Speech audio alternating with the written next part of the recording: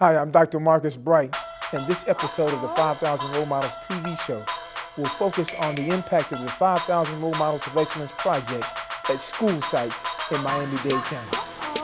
We're pleased to be joined today by the principal of the prestigious William H. Turner Technical Arts High School, also known as Turner Tech, Mr. Uwezo Frazier, and the 5,000 Role Model Site Director at Turner Tech, Mr. Tyrone T.Y. Hilton. Thank you all for joining me. Oh, and glad to be here. Thanks to be here, brother. Definitely. You all have worked collaboratively to build the largest 5,000 Role Model high school chapter.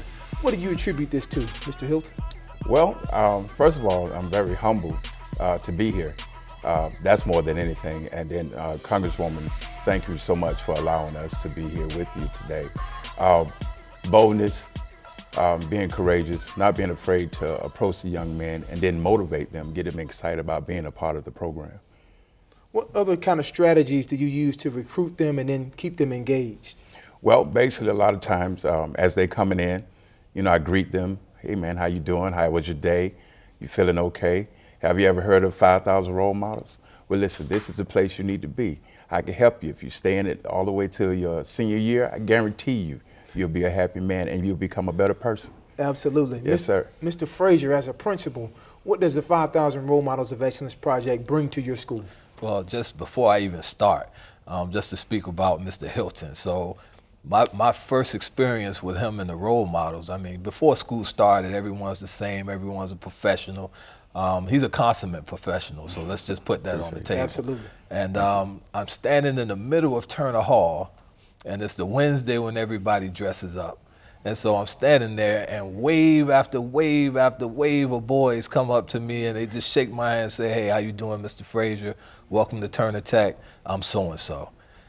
How you doing, Mr. Frazier? Welcome to Turner Tech. I'm so-and-so. I'm in this academy. This is my GPA. I mean, they just walked up and introduced. I felt like, wow, this is amazing. Wow. I had never seen anything like that before. And so just the fact that he goes that extra mile to teach them those kind of things. So we're in a situation now, it's a magnet school, we don't have sports.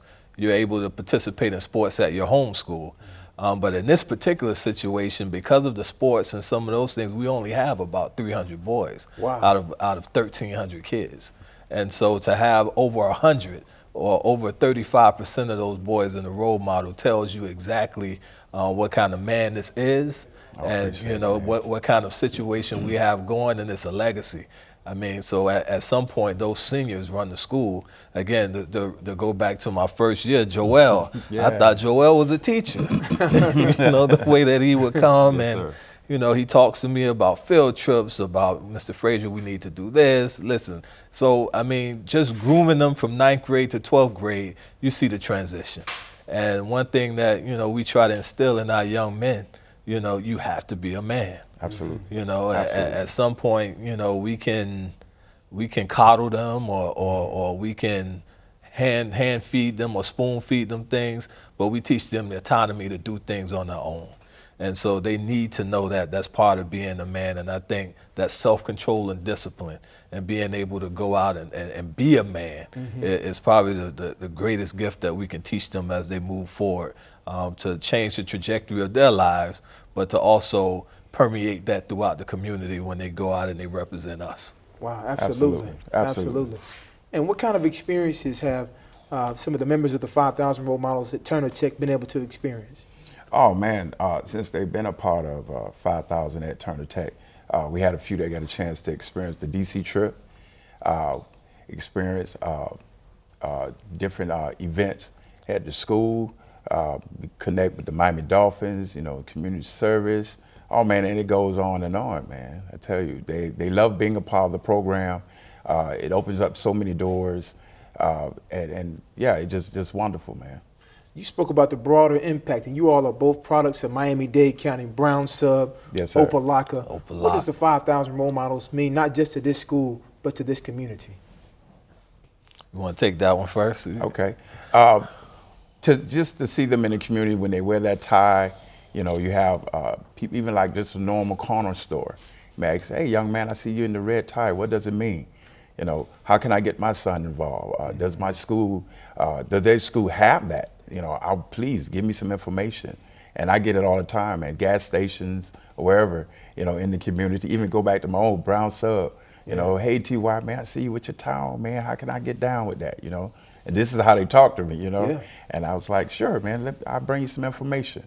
So trust me, it plays a very impact role in the community. It definitely is a tremendous vehicle to help change our community. And for me specifically, I mean, media-wise and the way that we're portrayed, you see so many negative stories, and you hear so many gloom and doom stories and negative connotations when it comes to us, and especially young black men. Right. And so when you see us, the way we move, the way they're representing, the things that they're saying, how articulate they are, those microaggressions that people attribute to us, we kill those stereotypes. Yes, and it's important for people to see that.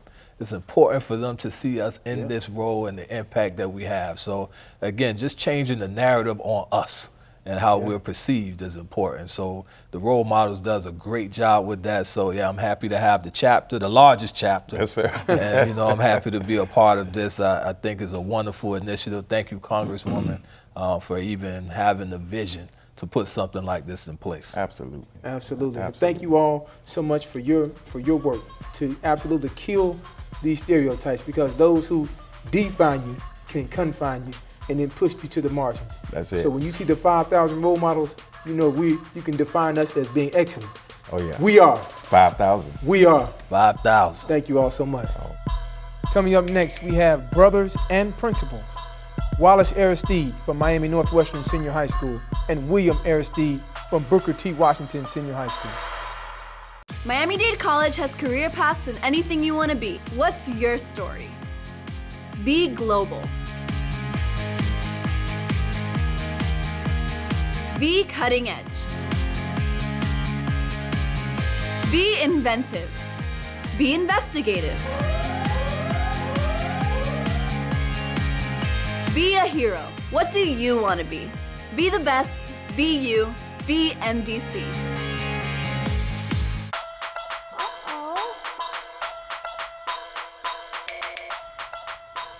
We're honored to be joined for a very special segment with the principal of Booker T. Washington Senior High School, Mr. William Aristide, and the principal of Miami Northwestern Senior High School, Mr. Wallace Aristide. Thank you all for joining. Thank you, Dr. Bright. Thank you so much, Dr. Bright. One of the things that we try to highlight for our young men is the educational career pathway, encouraging them to be both teachers and administrators. What motivated you all to pursue a career in education? Well, one of the things that I was attending Florida State University, and my dad was really pushing for me to become an attorney, and I was going to school to satisfy that request. But ultimately, I minored in education, and I just found my love for education was greater than my desire to become an attorney. I worked at a high school in Tallahassee. I was attending Florida State University at the time, Garvey Senior High School, and I had an opportunity to work there. And just being around those young people, I saw a deep need for positive role models, especially black male role models, with those young folks. And I knew that was my calling. Even though law was something that I felt if given the opportunity, I probably would have done okay with that. But my heart was in education, and I saw the great desire to become an educator as a teacher. And so that's how I got started. Well, very interesting, very similar. I mean, our parents always stressed the importance of getting the best education possible. That was always a guiding principle at our household. We always knew that it was vital. I didn't think I was going to be a teacher. Never thought I was going to be an educator, so I came a very unique way. I was a football player at Bethune-Cookman University, and at Bethune-Cookman, I was under the direction of Larry Little, and he came to me one day, and we were trying out. Everyone has that aspiration. I'll be a star player. I'll probably be in the NFL, and I tried out for a couple of teams in the league. It just didn't work out.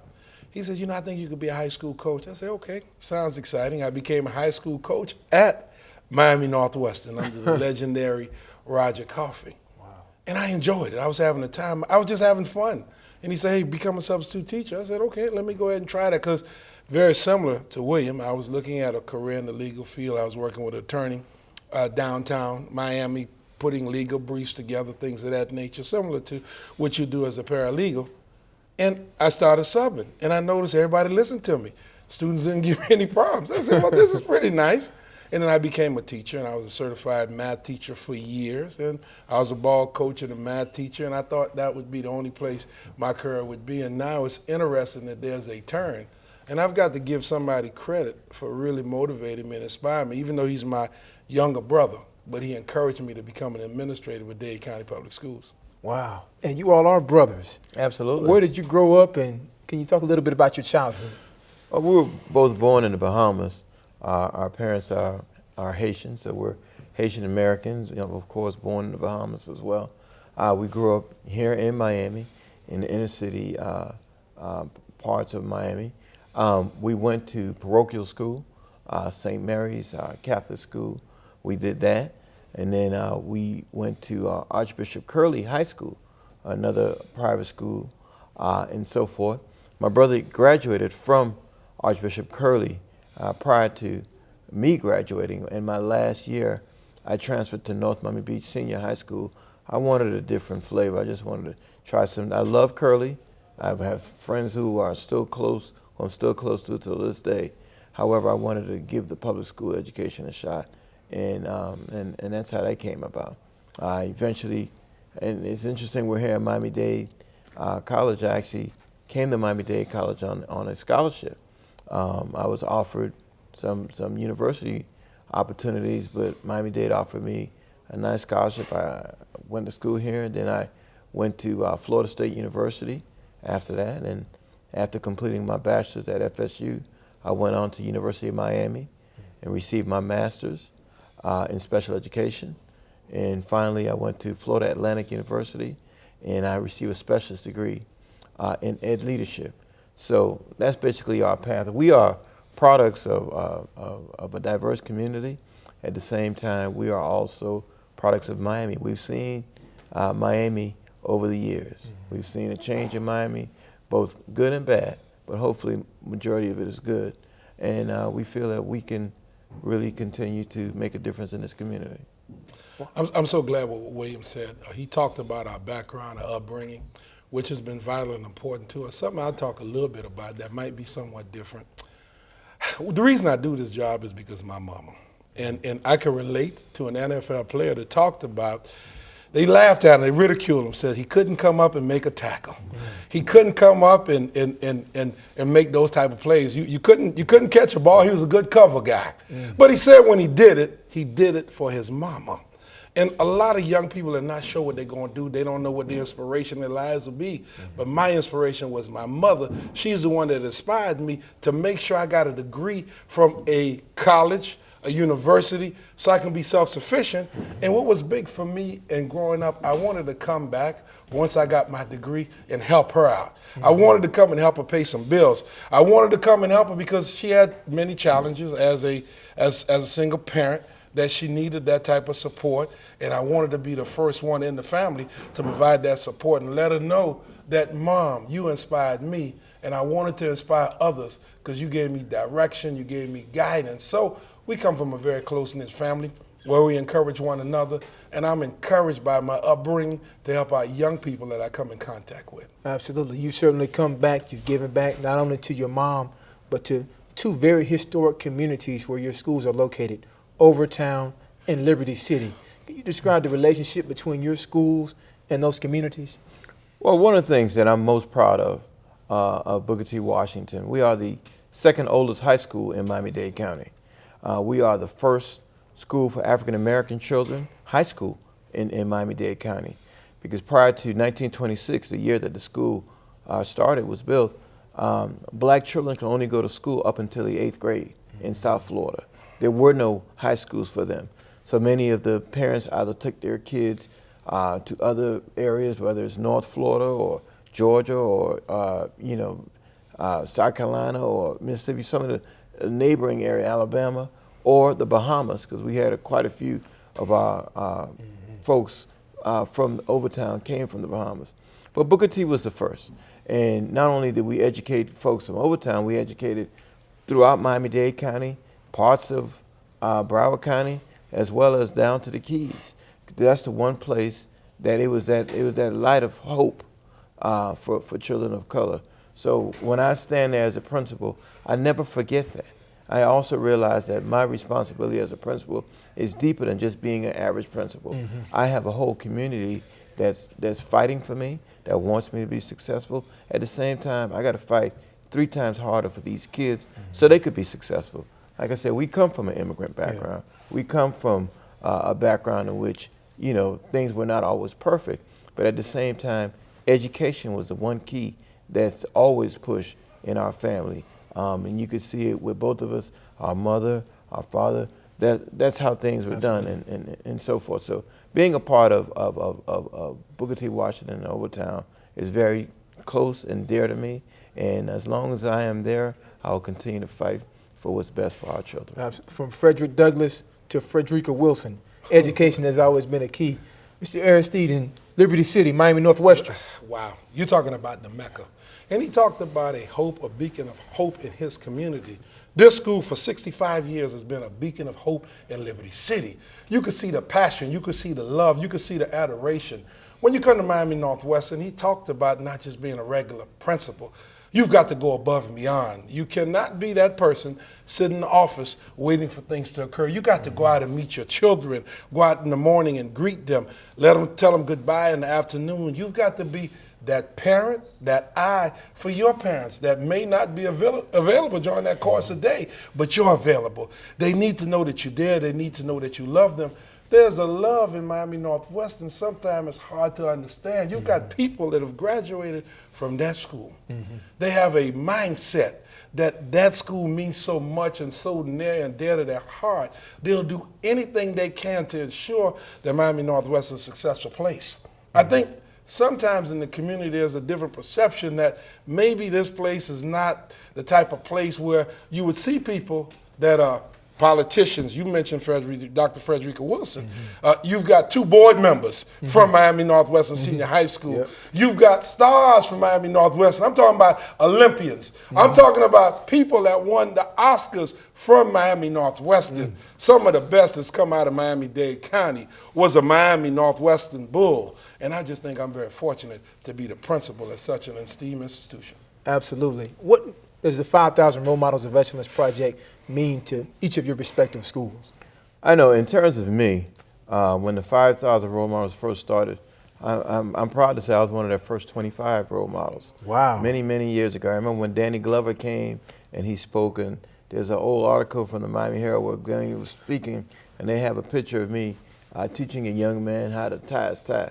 So it's always been really special. It's special in the terms that the 5,000 Role Model lends the support that our boys so desperately need. Having role models, having people that look like them, having people that come from their communities, giving back. It means a lot. And just to have the 5,000 Role Model, whether it's the Wilson Scholarship or the field trips at the boys or just the exposure, because a lot of our kids, if they know better, they'll do better. And I think that's one of the keys to the role models. They've always been able to know better. And to, you know, my brother, who I love dearly, he's my older brother, and you know, he'll tell you he got into administration because I pushed him, but he's always pushed me.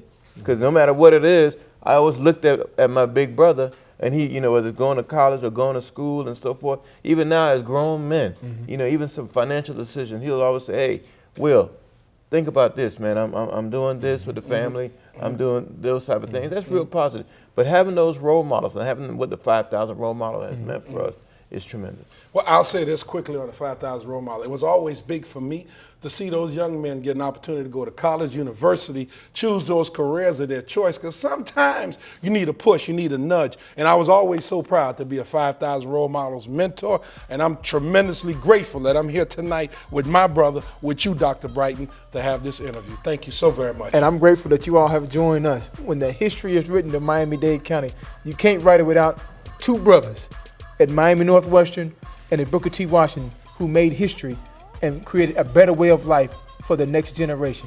Thank you all so much for what you do. And thank you. We both stand tall as role models, and we love what you do. And Thank you so very much. Dr. Thank Wilson you. has done over the years, and Yes, we really appreciate amazing. it. Thank you so much. I can't thank Dr. Wilson enough for having the impact that he had on our young people. And you know what she said? And I appreciate her saying it. She told the young ladies, I did it for you. I wanted you to have a young man that could be upstanding so he could be a part of your family, a young man that you could be proud of, or a husband one day that would treat you like the lady you deserve to be treated. Thank you for making that decision, Dr. Wilson. Amen. Thank you. Stay tuned, because up next we have Site Director from Ponce de Leon Middle School, Miss Toni Junious, and her cadre leader, mentor, Mr. James Williams. Miami-Dade College has career paths in anything you want to be. What's your story?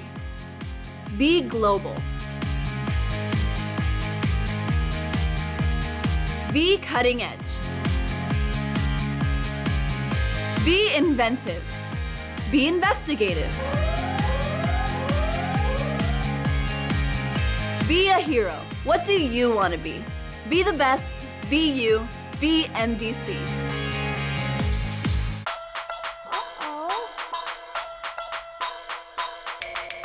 We're excited to be joined by 5,000 Role Model Site Director at Ponce de Leon Middle School, Miss Toni Junious, and longtime 5,000 Role Model mentor, Mr. James Williams. Thank you all for joining us today. It's my pleasure. My pleasure.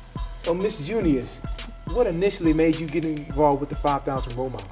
Well, actually, it was I was replacing a teacher who left our school. She went to the district, and we needed a site director, so she came to me and asked me if I would be willing, and I accepted. Can you talk about your role as a site director? What all does that involve? Well, initially in the beginning of the year, I spend the year recruiting my young men. It's a lot of chasing and trying to get them to join. I start off with a breakfast, an interest breakfast, and then from there I give them their applications, and then I give them a week or two to turn them in, have to do some follow-up, and that's how I start my year. Absolutely, and I know that you work closely with mentors like Mr. Williams, and you were one of the original mentors for the 5,000 Role Models of Excellence Project over 25 years ago. How did you initially get involved? Through my work, I used to work for U.S. Drug Enforcement Administration as a special agent, and when I heard about the program that Dr. Wilson was trying to start up, I said, you know, this is something I need to be a part of, because most of my career as a law enforcement officer, I spent arresting and locking up the dads and granddads of these young boys. And I wanted to make sure that they didn't follow in their footsteps, because you know when you shake an apple tree, apple will fall out of it. Absolutely. So I said, you know, let me go ahead and make a difference. Yeah. What are some of the ways that you all work collaboratively to serve the students at Ponce de Leon Middle School? Well, Mr. Williams, along with a couple of the gentlemen, come out and help me with any and everything that I need. They're a phone call away. My meetings, I meet monthly with the young men. I have guest speakers. We have our tie-tying ceremony. It's a phone call away, and he's there. Mr. Williams. I'm a Grovite, so I have a lot to do with the youth. What does a Grovite mean? I'm from Coconut Grove, born and raised. Okay, that's a Grovite. So am I. Okay. So, you know, and I see those young boys, and from time to time I see them walking down the street, and I pull them to the side and say, hey, what school you go to? What grade? Are you a member of the Role Model Program? Mm-hmm. If not, go see Ms. Junious. Wow.